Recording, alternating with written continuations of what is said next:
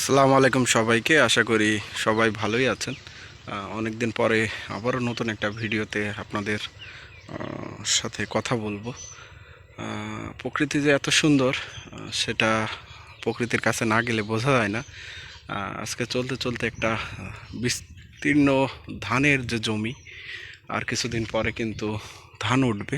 যেদিকে তাকায় শুধু ধান আর ধান। তো ধান পাকার সময় হয়ে গেছে। তো কোনো কোনো জমিতে কিন্তু ধান অলরেডি ওঠাও শুরু হয়ে গেছে, আবার পাকতেও শুরু করেছে।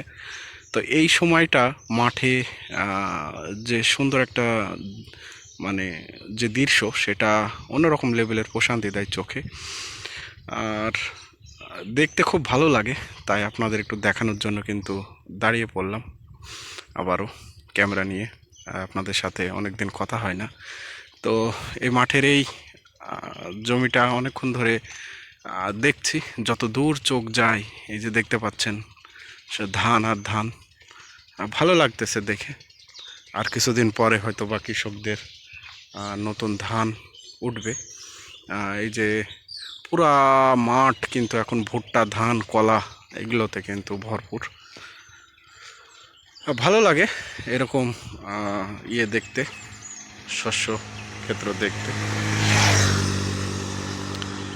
বিশেষ করে প্রকৃতির এত সুন্দর একটি দৃশ্য অন্য রকমের শান্তি দেয় চোখে।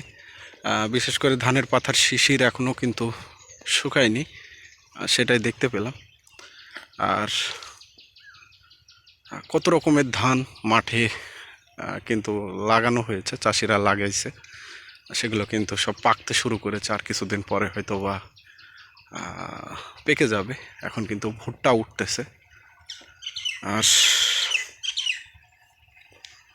পাখির ডাক এবং মাঠ ভর্তি ধান। প্রকৃতি যে এত সুন্দর সেটা কিন্তু আবার প্রমাণ করে। আল্লাহ পাক কিন্তু এই প্রকৃতির মাঝে যে শান্তি সেটা কিন্তু রেখে দিয়েছে। বিশাল একটি ধানি জমি। এটা মূলত আমার মানে মনে হয় যে এটা কি কোনো খাল ছিল হয়তোবা। কারণ এই খালের মানে রাস্তা থেকে যে জমির দূরত্ব, সেটা মনে হচ্ছে যে একটু ডাউন।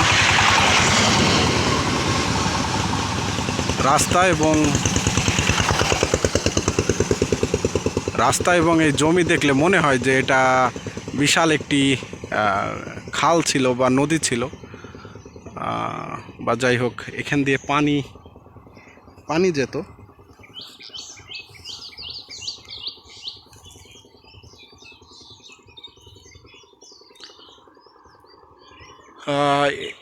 এই যে জায়গাটা দূর থেকে দেখে মনে হয় যে কোনো বিল ছিল। ভালোই লাগে দেখতে।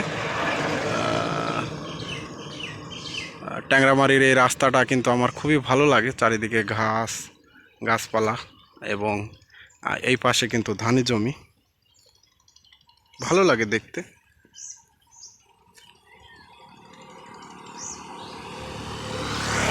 আর কিছুদিন পরে এই জায়গাটাও খালি হয়ে যাবে, যখন ধানগুলো কাটা হয়ে যাবে। বিভিন্ন জাতের ধান, এই ধানটা দেখতে ভালো লাগতেছে।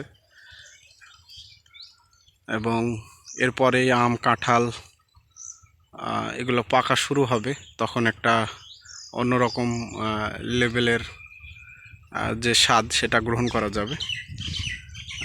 আম প্রায় হয়ে আসছে, কাঁঠালও বড় হয়ে গেছে আস্তে আস্তে। হয়তো বা এটা বৈশাখ মাস চলতেছে, আর কিছুদিন পরে হয়তো বা বাজারে নতুন আম চলে আসবে,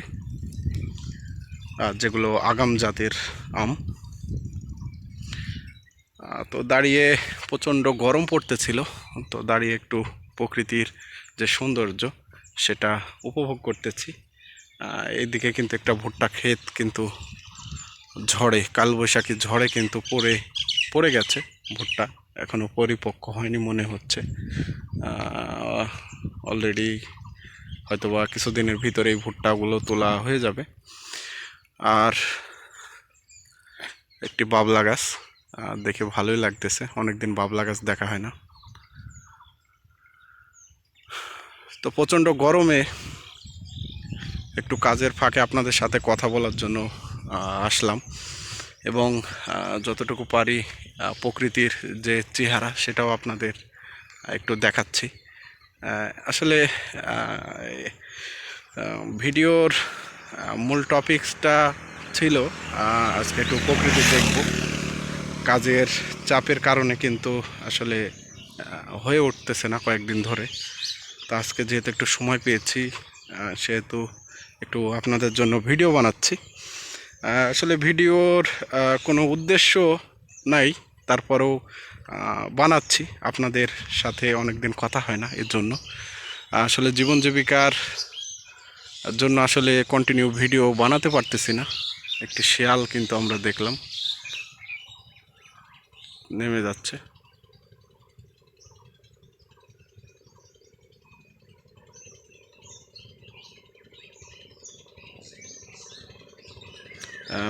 মাঠে আসলে কিন্তু এরকম শিয়াল টিয়ালও দেখা যায়।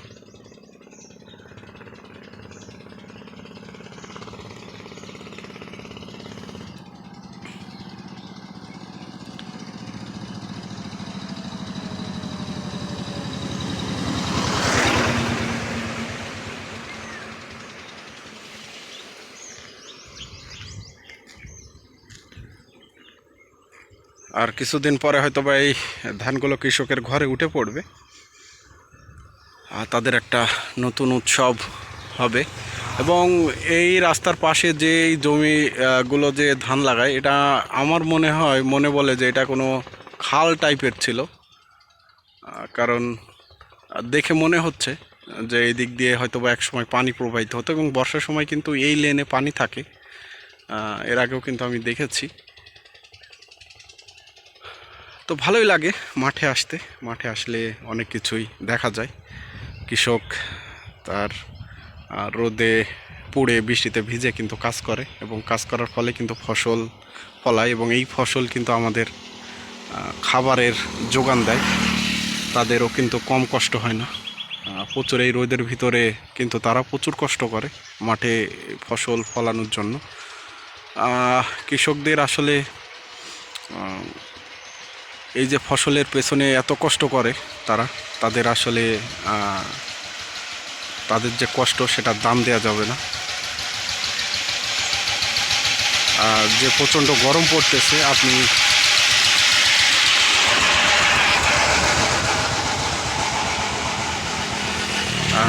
এখানে 1 ঘন্টাও টিকতে পারবেন না, যে প্রচণ্ড গরম পড়তেছে। মানুষ জীবিকার উদ্দেশ্যে কিন্তু বেরিয়ে পড়েছে।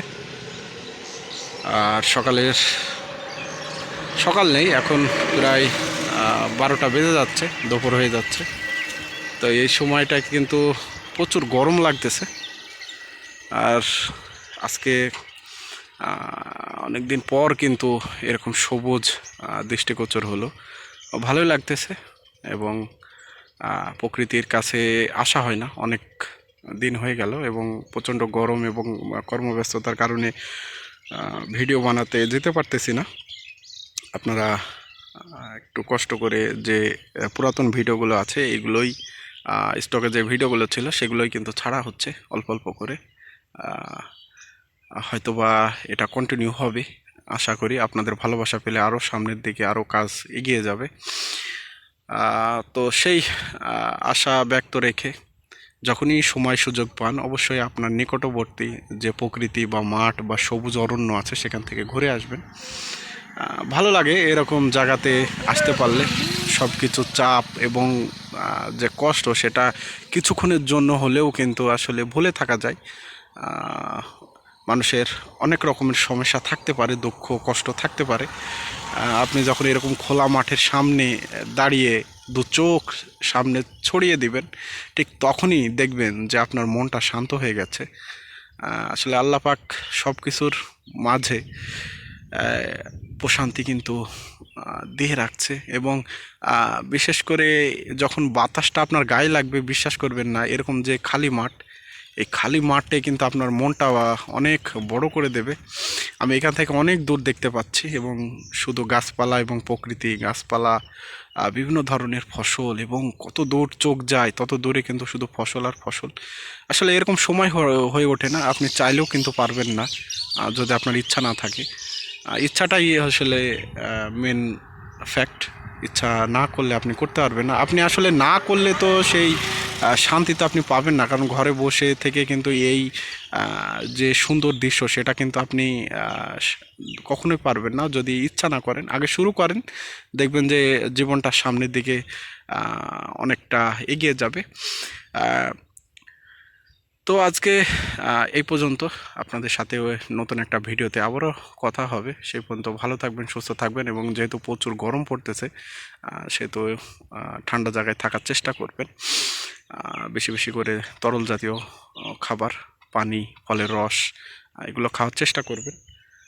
ভালো থাকবেন, সুস্থ থাকবেন, এবং অবশ্যই পিতামাতাকে ভালোবাসবেন, কারণ দিন শেষে পিতামাতাই আপনার সব। এবং কাছের মানুষদের যত্ন রাখবেন, ভালোবাসবেন, দেখবেন তারাও আপনাকে আপন করে নিয়েছে। তো এই ব্যক্ততা রেখেই আজকের মতো আপনাদের কাছ থেকে বিদায় নিচ্ছি।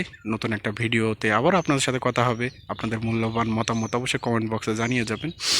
আর নতুন একটা ভিডিওতে আবার আপনাদের সাথে কথা হবে। সেই পর্যন্ত ভালো থাকবেন, সুস্থ থাকবেন। আসসালামু আলাইকুম সবাইকে।